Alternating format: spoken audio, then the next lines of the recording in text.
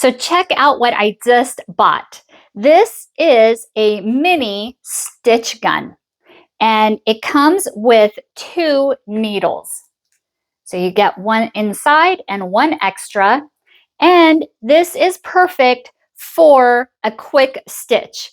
Whether you want to do a quick stitch on a hem, or you lose a button and you just want to stitch it up really quick, and then you just go bam, and then you can stitch it up. How awesome is that?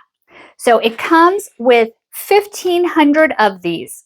So you get 1,500 in white and another 1,500 of these in black. How awesome is that?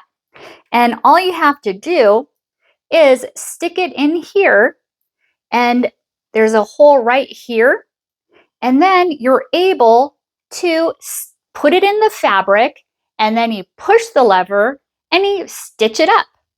Too awesome. I cannot wait to start using this. This is going to be so helpful.